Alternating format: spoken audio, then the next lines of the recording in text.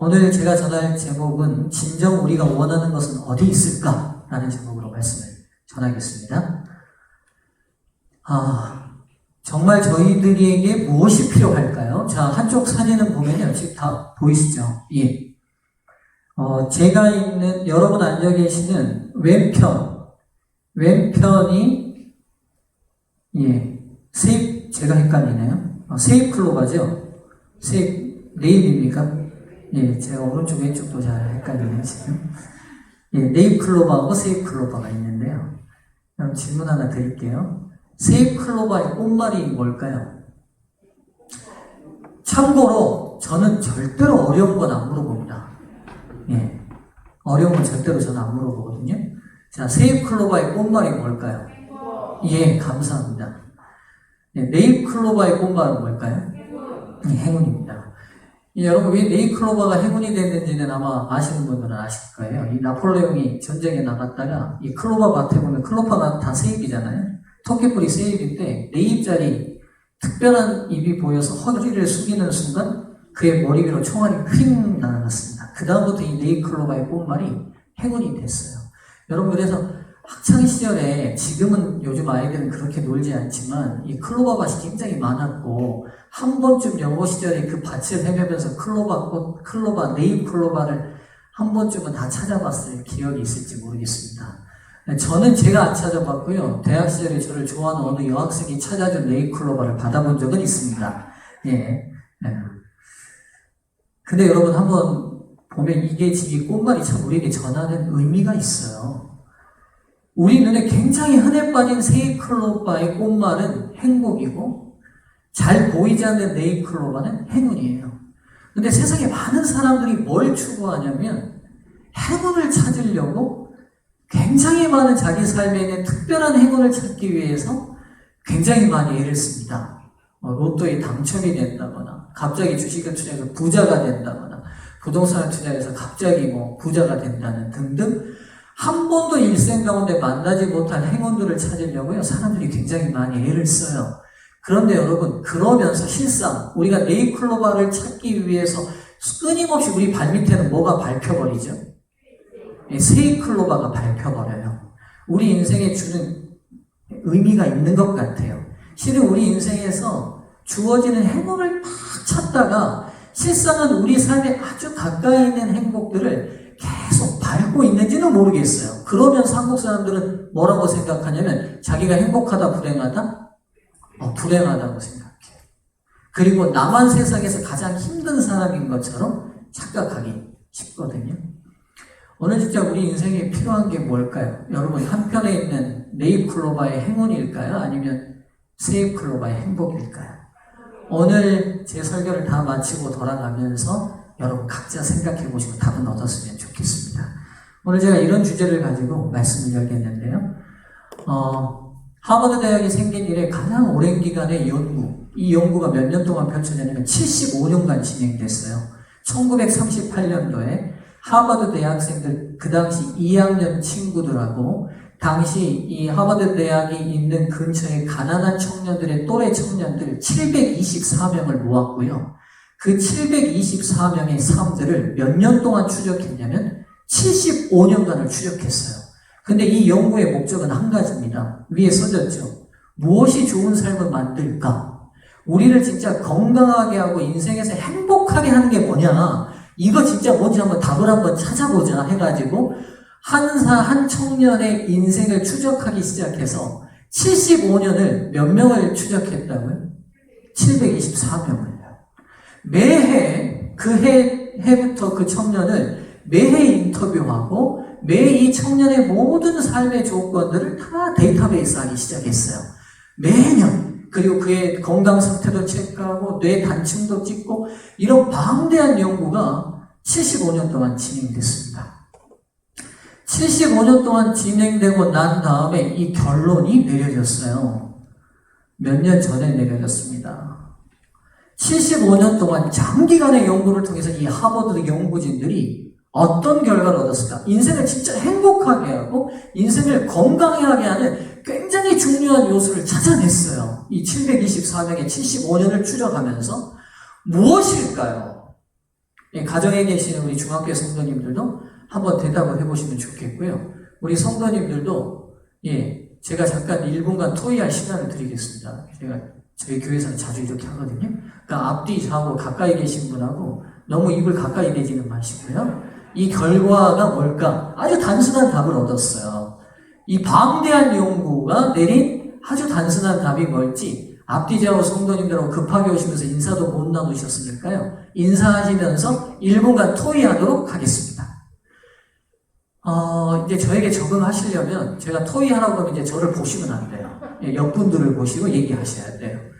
제가 앞으로 전도회 하는 동안 계속 이런 토의 시간이 많을 거예요. 그러니까 빨리 익숙해지셔야 돼요, 저에게. 아직도 저를 계속 보시는 분은 제가 잘생긴 거 압니다만, 옆분들을 그래도 좀 보시면 좋겠습니다.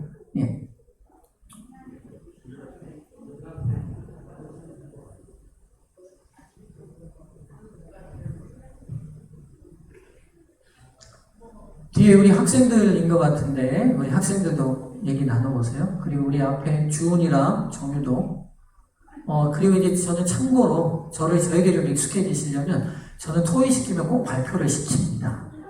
그거 좀 유념하시면 좋겠습니다.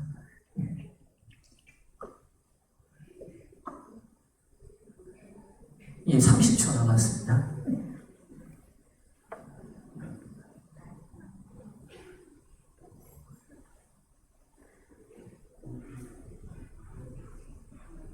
가정에 계신 우리 성도님들도 답을 한번 찾아보시면 좋겠습니다.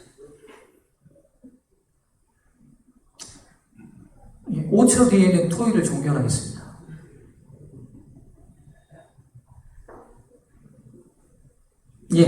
좋습니다. 제가 평소 잘 알고 지내던 우리 주은성 집사님, 토의를 몇 분하고 하셨는데 집사님하고 혹시 어떤 결과가 나왔을 것 같습니까? 보험료? 돈. 75년간 724명을 추적 연구했더니만 인간의 건강과 행복에 있어서 가장 중요한 건 돈이다. 지극히 맞을 것 같은 대답인데 틀렸습니다. 맞죠?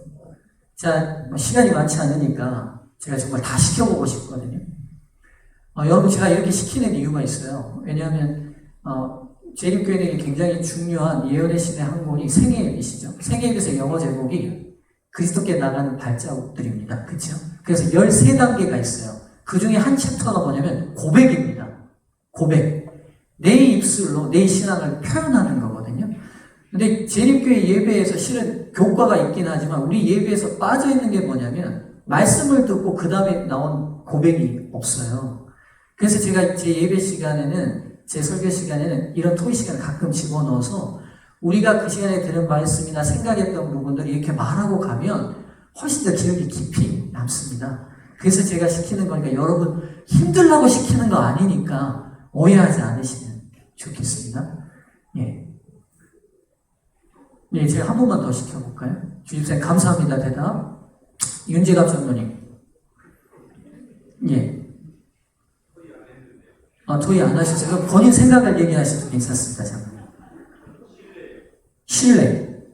사람에 대한 신뢰가 가장 중요하다. 가장 행복의 조건이다. 감사합니다, 다들.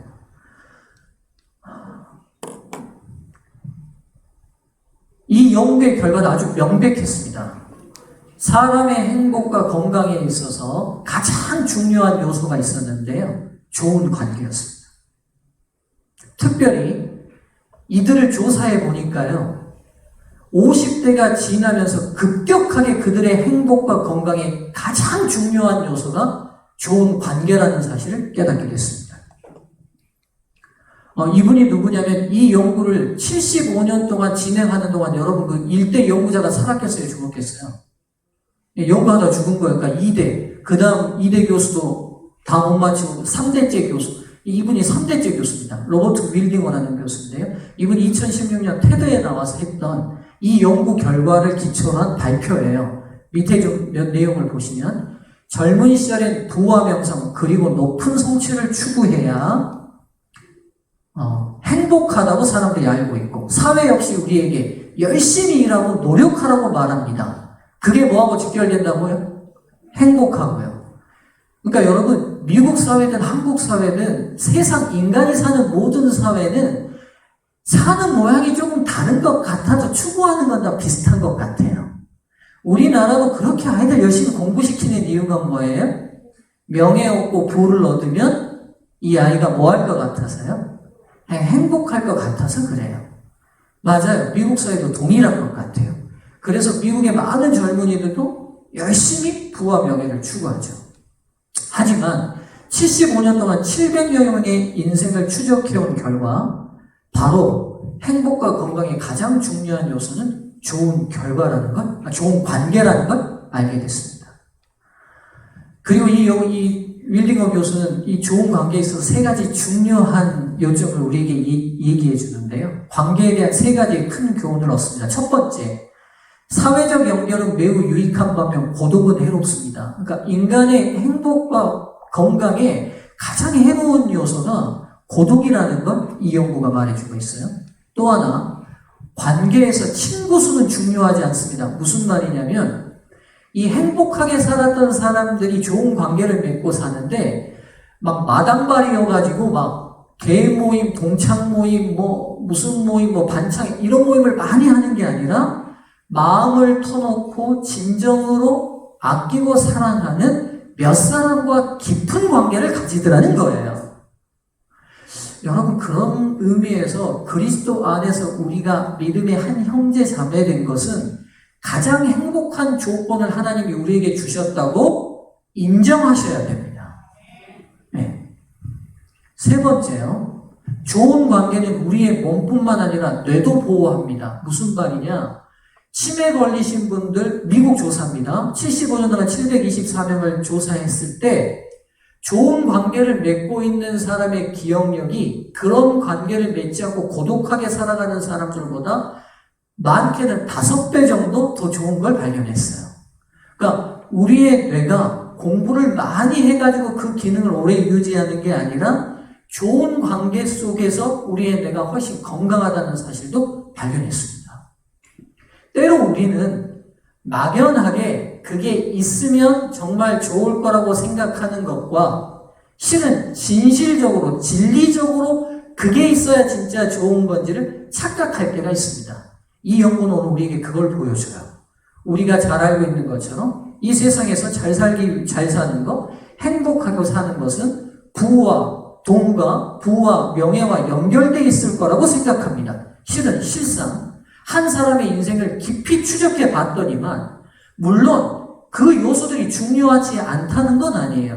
그러나 실상 더 중요한 건 인생을 살면서 인간과 인간끼리 교감할 수 있는 좋은 관계를 갖는 것이 사람을 행복하게 하고 사람을 건강하게 하는 가장 중요한 요소라는 것을 이 연구가 우리에게 말해줍니다. 여러분, 제 설교의 질문을 다시 드릴게요. 우리에게 가장 중요한 것은 어디 있습니까? 잠언 17장 1절은 오늘 우리에게 이렇게 말씀합니다. 함께 읽어볼까요? 가정에 계시는 성도님들도 함께 읽어보시면 좋겠습니다. 시작. 마른 떡 한 조각만 있고도 화목한 것이 육선이 집에 가득하고 다투는 것보다 나으니라. 잘 아는 말씀이에요. 그러나 이 말씀이 75년간의 긴 연구를 이미 3000년 전에 우리에게 주신 지혜죠. 하나님의 말씀이 이미 오랜 기간 사람들이 돈과 노력을 투자하여 찾아야 될 진리의 말씀에 아주 분명하게 근접해 있음을 우리에게 보여줍니다. 근데 여기서 한 가지 제가 더 질문을 드리고 싶어요. 그렇다면 왜 사람들은 이미 가지고 있는 행복의 조건, 그러니까 여러분, 관계를 맺지 않고 사는 사람이 있나요? 관계가 없는 사람이 있습니까? 사람과의 연결고리가 없는 뚝 떨어진 사람이 있어요? 아니죠. 모든 사람은요, 태어날 때부터 엄마, 아빠라는 관계부터 시작해서 평생 죽을 때까지 사람과 사람의 관계를 맺고 살다가 죽습니다. 그건 무슨 말이냐면, 즉, 모든 사람은 행복할 조건을 다 가졌다, 가지지 않았다? 가지고 있다는 거예요. 그런데 문제는 뭐냐면, 그 행복한 조건을 가지고 있음에도 불구하고 행복해요? 불행해요? 불행하다고 느끼는 사람들이 많은 것 같아요. 그래서 제가 던지는 질문입니다. 그렇다면 왜 사람들은 이미 가지고 있는 행복을 누리지 못하고 찾지 못할까 하는 거예요. 여러분 왜 그럴까요? 오늘 75년간의 하버드의 오랜 기간의 연구가 좋은 관계를 갖는 사람은 가장 행복한 조건을 가졌대요. 관계가 없는 사람은 아무도 없어요. 근데 왜 우리는 행복할 조건을 다 가지고 있으면서도 실상 그리스도인만이 아니라 그리스도인 밖에 있는 외부인들만 아니라 제가 볼 때 우리 교인들도 별로 행복해하지 않는 것 같아요. 이유가 뭐냐는 거예요. 오늘 제 설교의 요점은 여기 있습니다. 여러분 이유가 뭘까요? 제가 이렇게 뜸을 들이면 뭐가 시작되시면 될까요? 토의하시면 됩니다. 1분간 드리겠습니다. 도대체 뭐가 문제일까? 75년간의 연구의 결과 우리는 모두 다 행복할 조건을 가지고 있는데 왜 그 조건을 가지고 있는데 우리는 행복과 연결되지 않고 있을까? 한번 얘기해 보시면 좋겠습니다. 1분 드리겠습니다.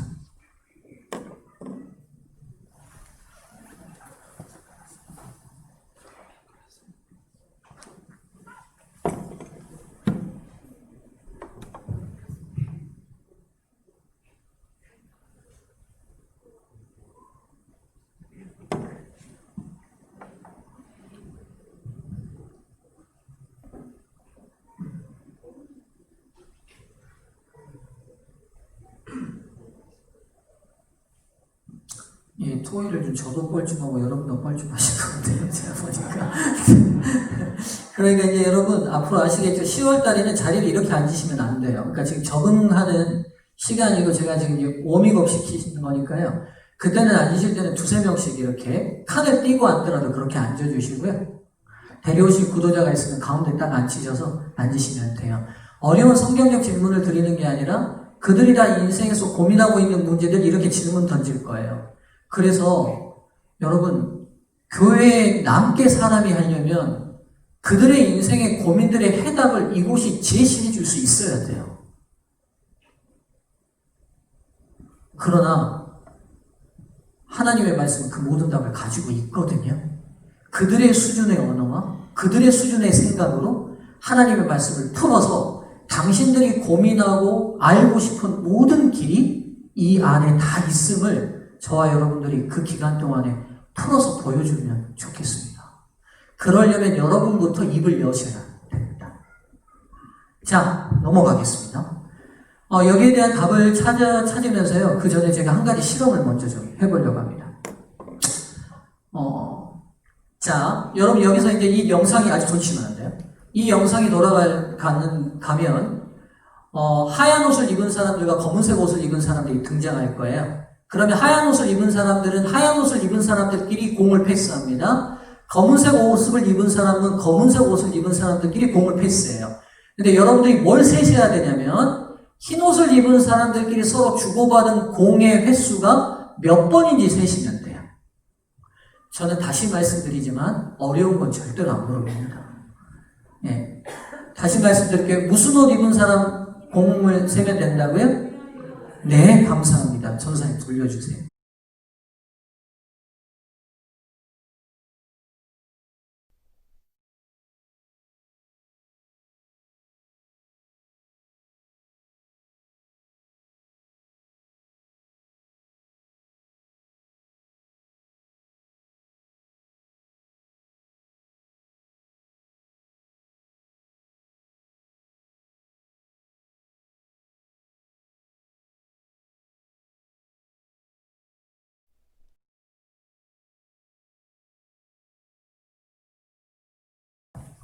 몇 번입니다. 셋다.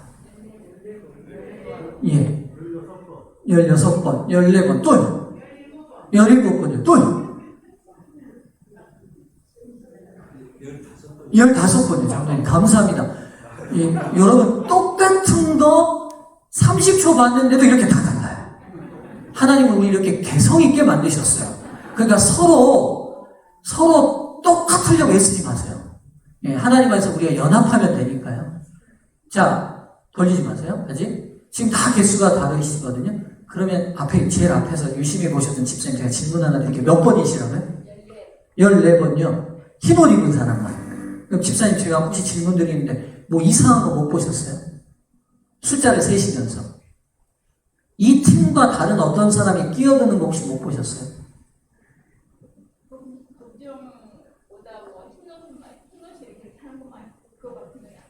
아, 그래요? 뭐 이상한 게 지나가지 않던가요?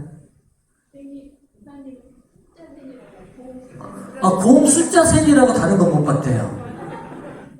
그럼 혹시 여러분 뭐가 지나가는 거 보신 분 있나요? 이 실험을 모르시는 분 중에.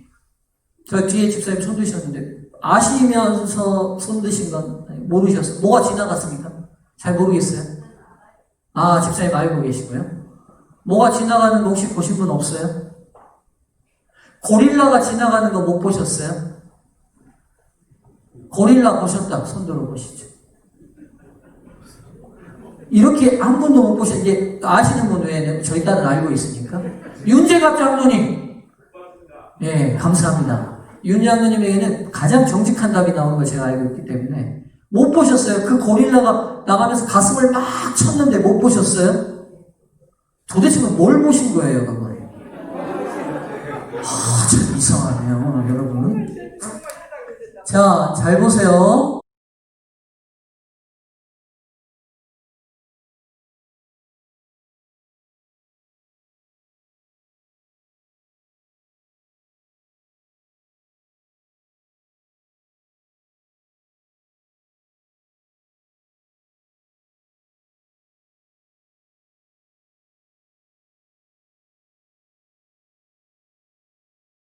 못 보셨어요.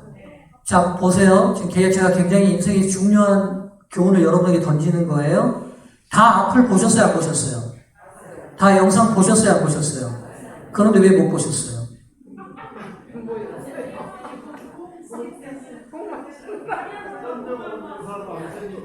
그렇죠.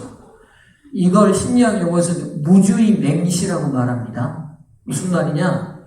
시선을 두고 있어도 주의와 관심을 가지고 보지 않으면 맹인이 된다는 말입니다. 이게 무주의 맹시예요. 또 무주의 맹청도 있어요. 듣기는 들었는데 딴 생각하고 있으면 들려야 안 들려요. 저랑 우리 안사람이 자주 하는 요거 내가 그때 그 말 했지 그러면 나는 기억이 안 나요. 제가 우리 안사람이 말하는 동안 귀만 열어놓고 듣고는 있으면서 들은 거예요, 안 듣는 거예요? 무주의 맹청이에요. 주의 없이 들으면 귀머거리 같아요. 자, 보세요. 이제 정리해 볼게요, 여러분. 예, 첫 번째 거 보여주세요. 시선을 두고 있는 것과 진짜로 보는 것은 다른 겁니다. 이걸 분리해내셔야 돼요. 아시겠어요? 제가 목회하다 보니까 교인들이 가끔 싸우면서 뭐라고 하냐면 저분이 자기 험담하는 거 분명히 자기는 들었대. 근데 난 분명히 한 적이 없대. 도대체 누가 오는 거냐고 제가 판단이 안 설 때가 있어요. 제가 그래서 심리적으로 이런 일은 왜 일어날까 가만 생각하면서 제가 이런 법을 뒤져보고 찾아봤어요. 이게 뭐냐면 우리가 보고 있어도 진짜로 보는 것과 시선이 있는 건 다른 개념이에요. 듣고 있어도 진짜로 듣는 것과 그냥 귀가 열려 있는 건 다른 개념이에요. 그래서 동일하게 하나님 말씀을 들어도 누구는 변화와 은혜의 기회가 되지만 누구는 아무 은혜도 받지 못하는 거예요. 자, 그래서 여러분 가치를 부여하고 관심을 가지지 않으면 보고 있어도 보는 것이 아닙니다. 중요한 것을 의미 있게 여기고 관심을 가지고 가치를 부여할 때만 보이는 것입니다. 아까 제가 던졌던 두 번째 질문으로 다시 돌아가 보죠. 왜 우리는 행복한 조건을 다 가지고 있으면서도 행복하지 못할까? 말씀드렸죠.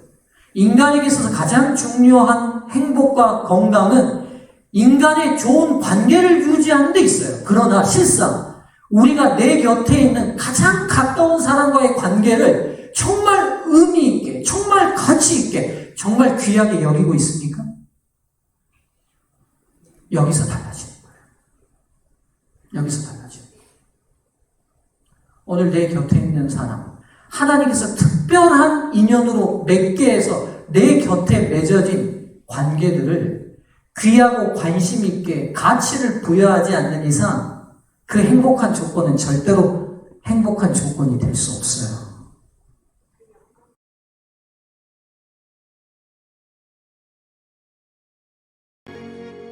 유난히 평범해 보이는 한 청년이 다음을 준비하고 있습니다.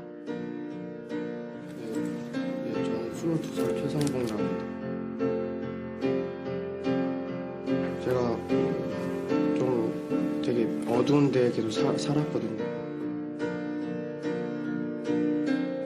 지금도 여기 도전한 것도 너무 막 마음이 좀 되게 무겁고 좀 많이 그런데 남들처럼 그 사람처럼 되고 싶어서 노래는 못하지만 그래도 부를 때만큼은 그래도 좀 내가 아닌 다른 사람이 되는 기분이 좀 그런 것 같아요.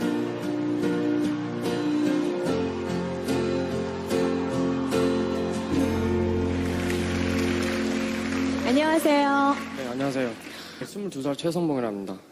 풍기는 외모로 봐서는 지금 무슨 일을 하고 계신지 가늠을 할 수가 없어요. 네, 그냥 막노동하고 있습니다. 네. 새벽에 네. 여기 지원서를 보니까 최성봉 씨 가족상에 아무도 기재가 되어 있질 않아요. 제가 3살 때 고아원에 이렇게 맡겨졌는데요. 5살 때 고아원에서 구타를 맞아가지고 도망쳐 나왔어요. 그러고서는 그럼 어떻게 사셨습니까? 고아원에서 나오셨으면? 5살 때부터 그냥 껌 같은 거 팔면서 바카스나 이런 거 팔면서 그냥 뭐 그렇게 생활을 했고요. 10년 정도. 누군가와 같이 생활을 했나요? 아니요, 혼자. 혼자 5살 때부터. 네. 거의 한 10년 동안 그렇게 살았어요. 자는 곳은 그냥 계단이나 이렇게 화장실, 공동 화장실이나 이런 데서 10년 동안 거기서 이렇게 뭐 하루살이처럼. 공부는 하셨나요? 학교는 다니셨나요? 아니요, 저 초등학교, 중학교 검정고시 봤고요. 학교는 고등학교를 학교를 한 곳을 처음 가봤어요. 대단하시네요. 대단하십니다. 네. 오늘 노래를 보여주실 건가요? 네. 평소에 노래를 즐겨 부르셨나요? 그냥 즐겨 부른다기보다는 하루살이처럼 계속 살았다가 처음으로 좋아했던 게 음악이어서 많이 부르진 못해도 되게 좋게 봐요. 좋아해요. 네. 노래 들어볼게요.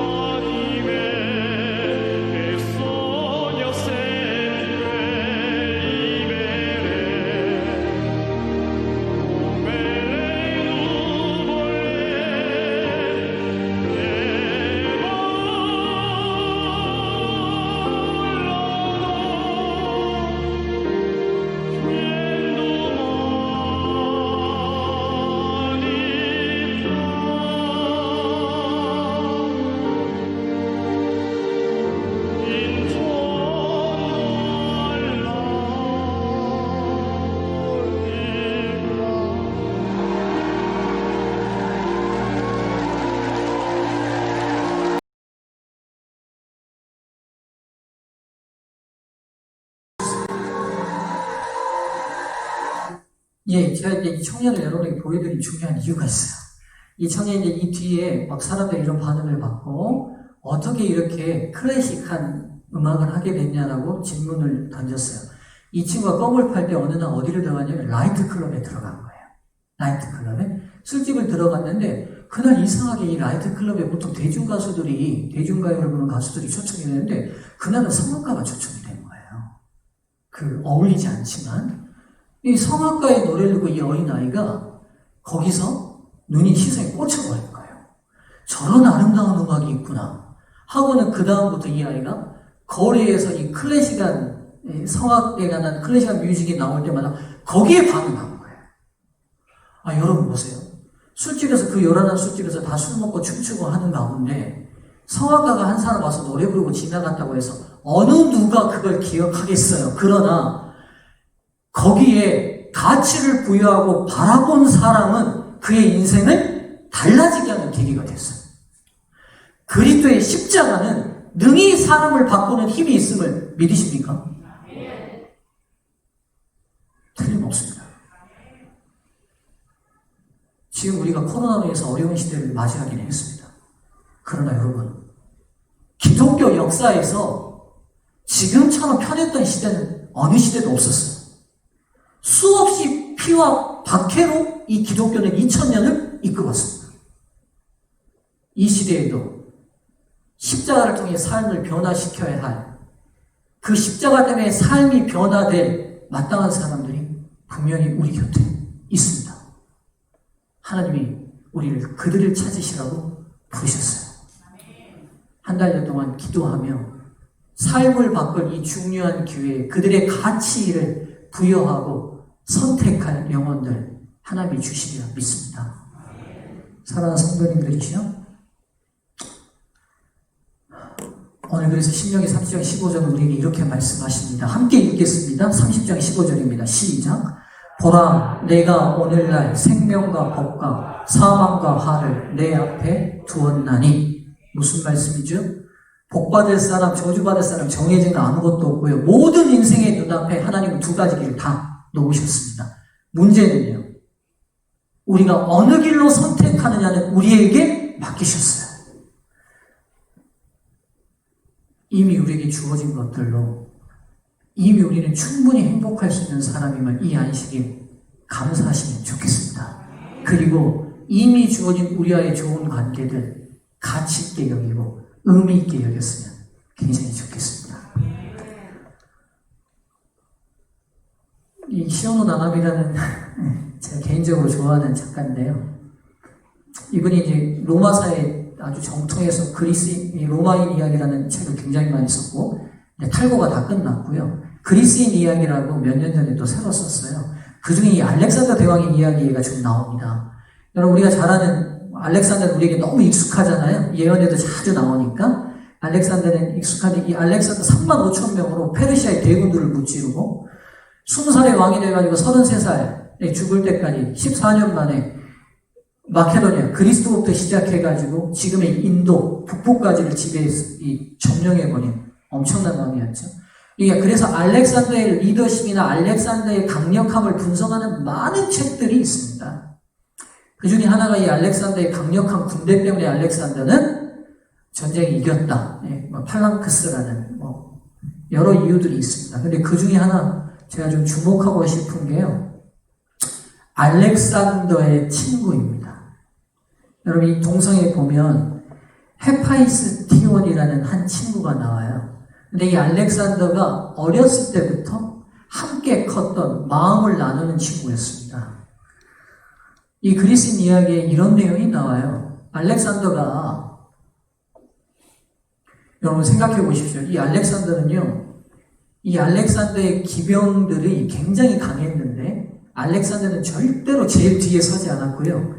기병을 다이아몬드 모양으로 만들고 적진에 돌진했는데, 그 다이아몬드 앞에 제일 꼭지점에 누가 섰냐면 알렉산더가 섰어요. 알렉산더가. 여러분, 보통 옛날에 임금들이나 왕들이 전쟁에 나가면 제일 앞에 서나요? 아니면 제일 뒤에 서나요? 제일 뒤에 서요. 왜냐하면 총 지도자가 무너지는 순간 사기가 다 저하돼서 전쟁이 지기 때문에 왕을 보호하는 건 굉장히 중요한 문제인데, 알렉산더 군대는 아주 독특했어요. 알렉산더는 제일 앞에 서가지고 제일 먼저 돌진했어요. 그리고 옷이나 입는 복장도 늘 사병들하고 똑같이 했고, 한 가지만 달랐어요. 투구에 다는 깃털 색깔만 달랐거든요. 생각해 보세요. 왕이 제일 앞에 서서 오면 페르시아군이나 적군이 누구를 제일 많이 공격하겠어요? 왕을요. 그래서 어느 날은 죽을 뻔한 고비를 수없이 많이 넘어서 밑에 부장들이 쫓아옵니다. 제발 대왕님, 대왕이 죽으면 우리 정복전쟁은 끝나니까 제발 뒤에 서서 우리 뒤에 서 있어도 우리가 용감하게 돌진할 테니 제발 좀 뒤에 서십시오. 마음이 너무 조마조마하니까 죽을 것 같아서. 그런데 죽을 때까지 한 번도 제일 앞에 서는 걸 포기하지 않았어요. 그러다 보니까 그의 온몸이 어땠을까요, 여러분? 상처 투성이었어요. 그래서 이 책의 내용에 보면 영국의 BBC가 알렉산더 대왕이 전쟁에서 입었던 상처들을 몸에다 다 표시를 해봤어요.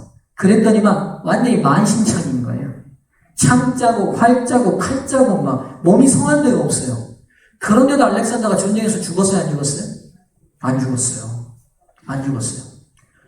그리고 완전히 죽을 것 같은 상처를 입었을 때도 2달 만에 극적으로 회복하고 다 일어났어요. 그러니까 이 사람이 정신력도 보통은 아닌 사람인가 봐요. 그런데 이 알렉산더가 우리가 알다시피 33살에 정복을 다 마치고 바벨론으로 돌아왔을 때 풍토병에 걸려 죽어버리는데 이 친구가 죽기 전에 이 알렉산더 마음에 굉장히 큰 상처가 나는 한 죽음이 있었어요. 그게 누구냐면 헤파이스토니아는 자기 가장 사랑하는 친구가 죽은 거예요. 시오노 나나미라는 작가는 알렉산더가 죽은 원인을 어디에서 찾냐면 다른 데서 찾지 않고 그의 죽을 것 같은 외상은 다 극복됐으나 친구를 잃은 마음의 상처는 끝내 회복되지 못했다. 즉 알렉산더를 죽인 것은 가장 사랑하는 친구를 잃어버린 마음의 상처가 죽었다고 결론을 내리고 있어요. 여러분, 세계를 제패했던 그 용감무쌍한 한 왕도 사랑하는 관계가 무너지자 무너지고 맙니다. 오늘 우리를 버티는 가장 중요한 행복의 조건이 어디 있는지 다시 생각해 보셨으면 좋겠어요. 일주일 동안 왜 열심히 사셨어요? 사랑하는 가족들 위해서 그러시지 않으셨어요? 여러분 힘들지만 왜 버티고 계세요? 가만 파고 들어가면 누군가를 지키고 누군가를 사랑하고 누군가를 보호하고 누군가를 길러내기 위한 그 관계를 위해서 여러분이 다 사셨을 거예요.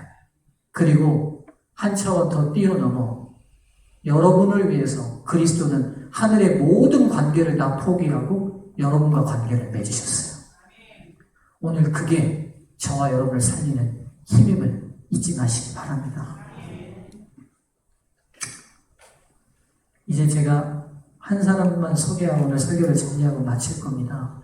중국에 있었던 실제 이야기고요. 이 두 사람의 이야기는 다큐멘터리가 만들어져서 나왔는데요. 제가 최근에 본 다큐멘터리 중에 가장 감동적인 다큐였어요. 두 장애인의 이야기 속으로 잠깐 좀 들어가 보시죠.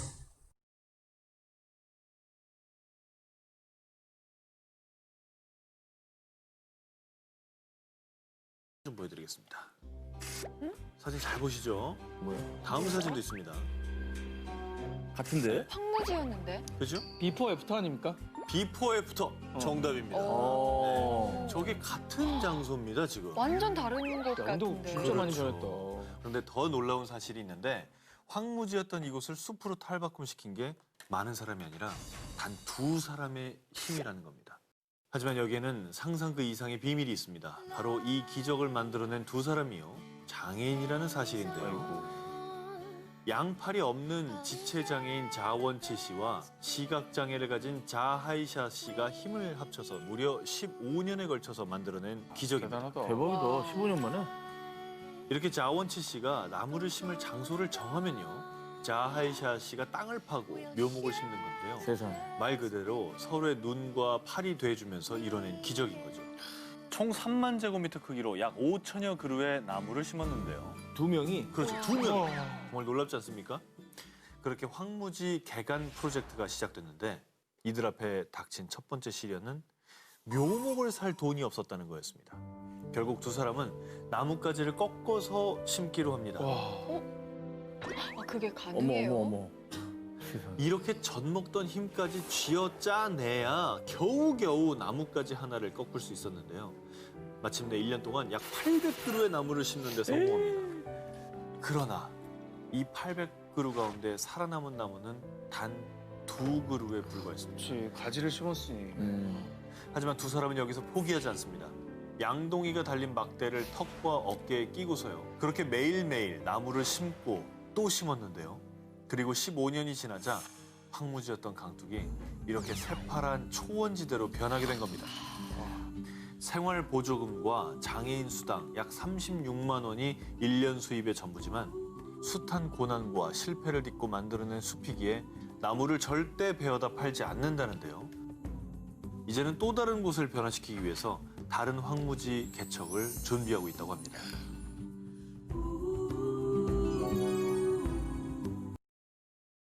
여러분 가슴이 뭉클하지 않습니까? 여기가 이 광산이 개발이 되면서 어렸을 때 자기들이 살았던 마을의 그 아름다움이 다 없어지고 황무지가 된 거예요. 그리고 이 양팔이 없는 장애인은 그 광산에서 일하다가 고압선을 만져서 후천적으로 양팔이 없어져 버린 거예요. 그리고 이 눈이 없는 분도 선천적인 장애가 아니라 그곳에 이 탄가루 이런 것들을 많이 쓰다 보니까 시력을 잃어버렸어요.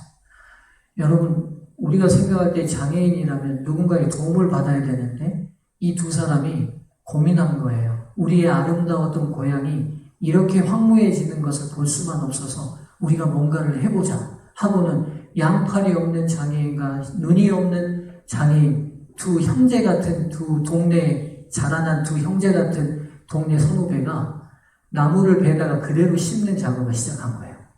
근데 첫 해 800개를 심었는데 몇 개 살아남았다고요? 2개요. 여러분 그럼 그 다음에 해야 돼요? 안 해야 돼요?